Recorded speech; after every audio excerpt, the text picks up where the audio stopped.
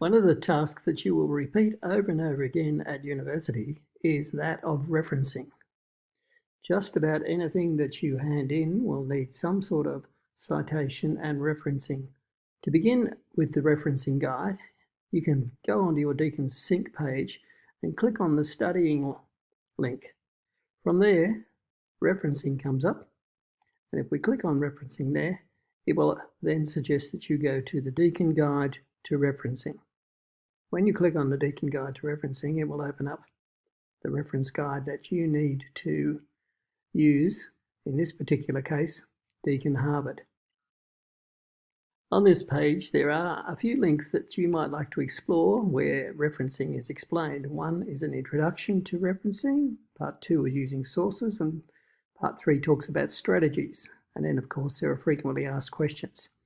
I'm not going to explore those today. I'm going to go straight down into the guide itself. You'll notice that there are a range of other referencing types that you can access here, including Oxford and Chicago and other ones. But as we said before, Deakin Harvard is the guide that you will be using an awful lot. Now, Deakin Harvard has changed significantly from last year. So if you were a student last year and you learned how to use that particular guide, this year there are a number of significant changes. Sorry, I should have said this one here at the top is a printable version, and a number of students found this useful. Personally, I find the online version better because then I can copy and paste and do things and that sort of stuff, and not have the problem of trying to transcribe something from a hard copy. As I said before, there's a quick guide and then there's a summary of the updates. And if you really want to go and have a look at the previous versions of the guide, you can go there. I wouldn't bother doing that terribly much. Just going to close that menu down over the side over there.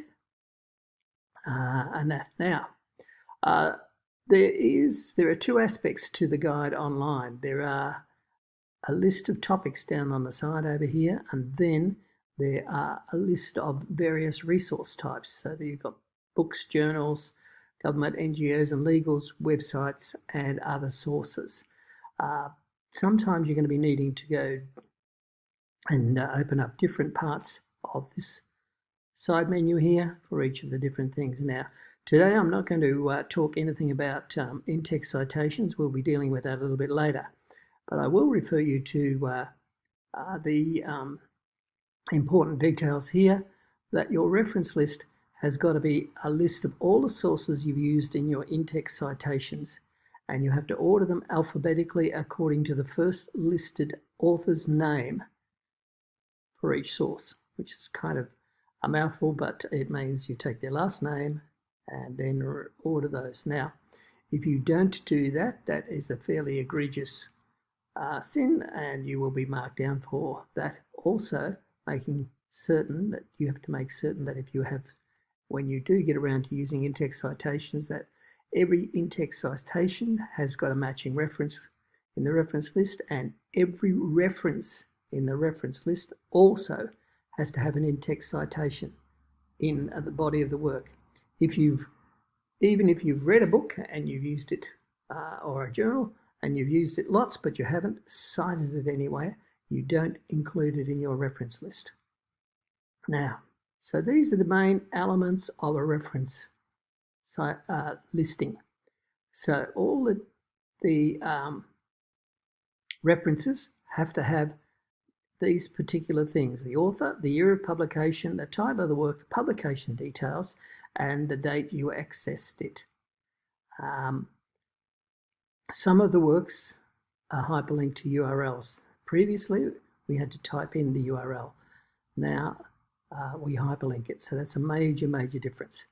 And as we said before, they're ordered by family name of the author or the authoring organisation. And if there's none of those, then we do it by the title, disregarding the A's, ands, or the. Okay, so there are a range of different aspects to it, which I'm just going to scroll through there, but we'll just have a look down here quickly to see what's going on with the reference list. You can see here the alphabetical order. You can also see various aspects of it. you can see that some are hyperlinked out, some are not. Some have strange things on the end called DOI. Some have got a date on them.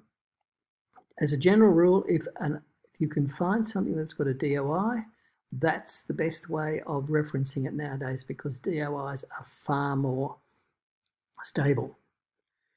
So that's the reference list, and you can see here there are a range of different other things related to how you go about each of those things.